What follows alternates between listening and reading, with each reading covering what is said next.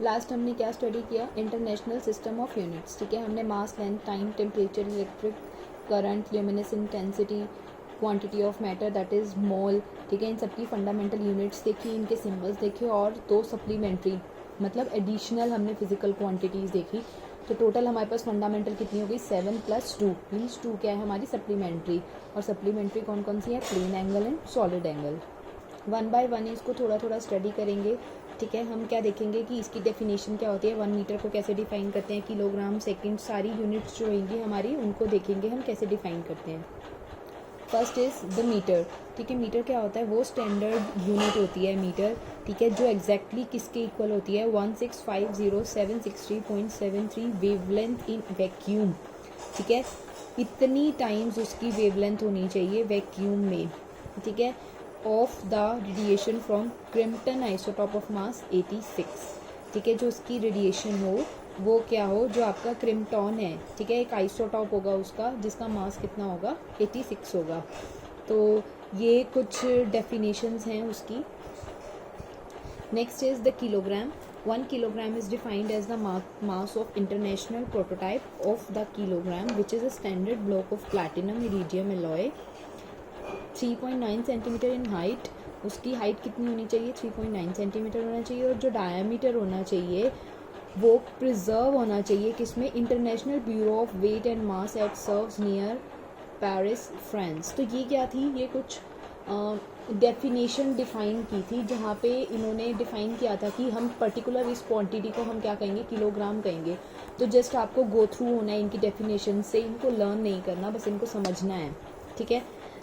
उसके बाद है सेकंड क्या होता है, 1 सेकंड वो ड्यूरेशन होता है, ठीक है, पीरियड ऑफ रेडिएशन का, जिसके कोरस्पॉन्डिंग एक अनप्रटर्ब जो आपका ट्रांजिशन, अब आपके एक प्रटर्ब सिस्टम होता है, एक अनप्रटर्ब सिस्टम होता है। तो ये आप लोग हायर आफ्टर +2 जब हायर स्टडीज़ करेंगे तो वहाँ पे आएगा। तो अभी जस्ट आपको क्या करना है, इनको गो थ्रू होना है, इनको स्टडी करना है। ऐसे ही आपका आ गया एम्पियर हो गया, केल्विन हो गया, केल्विन को कैसे डिफाइन किया था, ठीक है, और आपका कैंडेला हो गया, मोल हो गया। तो जस्ट इनके गो थ्रू होना है डेफिनेशंस की, इन 7 के 7 इनको लर्न नहीं करना है। Next is the radian. अब रेडियन क्या होता है, आपको पता है कि आपका ये क्या है, आपका कोई भी एक आर्क है, ठीक है, आपका सर्कल था, हमने सर्कल का एक पोर्शन ले लिया, ठीक है, जिसका एंगल तो क्या हो, डी थीटा हो, और जिसका रेडियस आर हो, और आर कितनी हो, डी एस हो।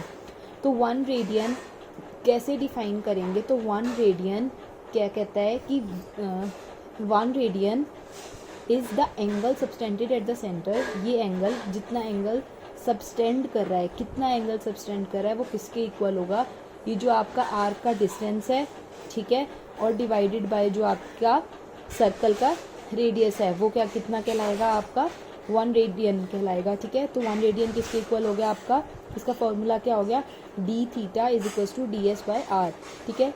आपको पता है एक 2D होता है, एक 3 डायमेंशनल होता है, ठीक है। 2 डायमेंशनल कौन सा पॉइंट है, अब आपका ये प्लेन है, ठीक है, ये क्या है, 2 डायमेंशनल है। अगर मैं उसके ऊपर कोई भी फिगर ड्रॉ करूँ तो ये 2 डायमेंशनल है। जैसे ये सर्कल है और इसी सर्कल का हमने ये पार्ट ले लिया, ठीक है, ये क्या है, डी थीटा है, ये डी एस है, और ये इसका रेडियस है। तो ये इस सर्कल का ये पार्ट लिया हमने, ठीक है। तो ये किस में है, 2 डायमेंशनल में है। जब 2 डायमेंशनल में है तो ये क्या हो गया, आपका रेडियन हो गया, और उसका फॉर्मूला क्या हो गया, d theta is equal to d s divided by r. Next is these units, ठीक है, दीज आर वेरी इंपॉर्टेंट। ये आपको तीनों की तीनों याद रखनी है, आगे आपके न्यूमेरिकल्स आते हैं इसके बेस पे, ठीक है। सबसे पहले अब आ गया, हमने इसको किस में निकालना, रेडियन में निकाला। आपको पता है पाई मतलब 180, ठीक है, पाई रेडियन किसके इक्वल होगा, 180 डिग्री के इक्वल होगा, ठीक है। अगर हमें 1 रेडियन निकालना है यहाँ से तो पाई यानी 180 के नीचे चला जाएगा। तो 1 रेडियन की वैल्यू कितनी आ गई, 180 डिग्री बाय पाई आ गई।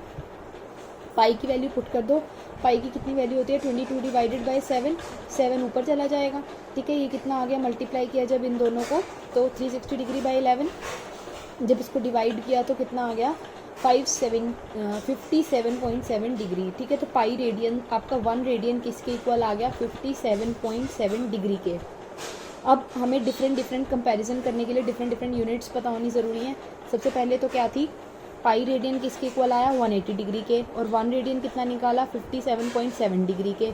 अब अगर सपोज हमें यहाँ पे डिग्री आपको किस में लिखना है, मिनट्स में लिखना है। तो ठीक है, 1 डिग्री की जगह आप क्या लिख दोगे, 60 मिनट्स, यानी इसको 60 से मल्टीप्लाई कर दोगे।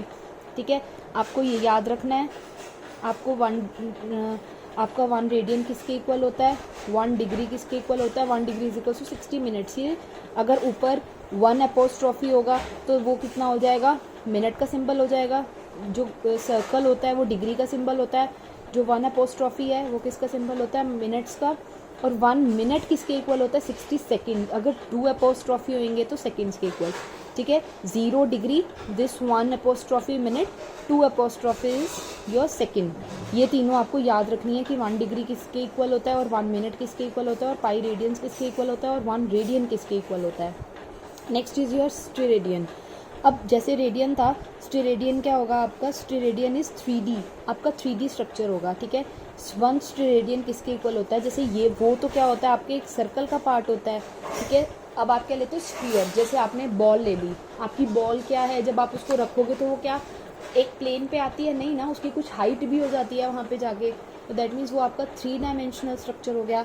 अगर हम एक स्फीयर का पार्ट ले लें, ठीक है, जैसे हमने किस में देखा था, रेडियंस में देखा था, तो हमने क्या किया था, वो भी एंगल सबटेंड हो रहा था। ठीक है, उस केस में डी थीटा हो रहा था, इस केस में कितना ले लिया हमने, डी फाई ले लिया, यहाँ पे डी ओमेगा ले लिया। ठीक है, अब ये क्या है, d omega is equals to d a, यानी एरिया। पहले क्या ली थी हमने, लेंथ ली थी, आर्क की लेंथ, बट अब की बार क्या बनेगा आपका, 3 डायमेंशनल है तो एरिया बनेगा d a by r square. ठीक है, तो ये क्या हो गया आपका steradian. 1 steradian is the solid angle, ये सॉलिड एंगल है subtended by at the centre of the sphere.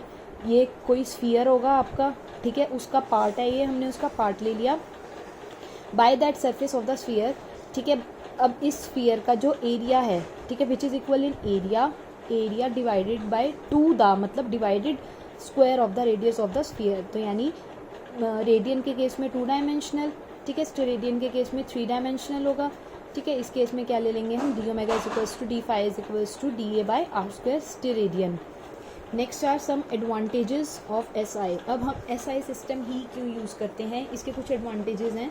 एक तो ये क्या है, कोहेरेंट सिस्टम है आपका। कोहेरेंट सिस्टम का मतलब क्या हो गया कि हमें कोई एडिशनल क्वांटिटी ऐड नहीं करनी पड़ती, मतलब हम सिर्फ मल्टीप्लाई डिवाइड करें अगर हमारी फंडामेंटल क्वांटिटी में ही कोई टर्म, तो हमारी क्या हो जाती है, हमें डिराइव्ड क्वांटिटी मिल जाती है उससे। हमने पढ़ा था कि फंडामेंटल कौन सी होती है और डिराइव्ड कौन सी होती है, रिवाइज इट।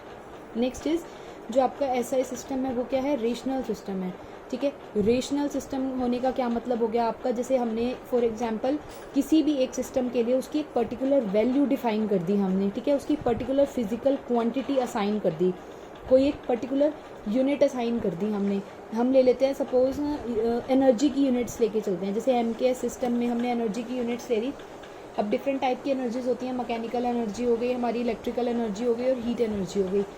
तो सबके अलग अलग फार्मूलाज होंगे, सबकी अलग अलग यूनिट्स होंगी, जैसे मैकेनिकल की जाउल होगी, हीट की कैलोरी हो गई और इलेक्ट्रिकल एनर्जी की क्या हो गई आपकी वाट आवर हो गई।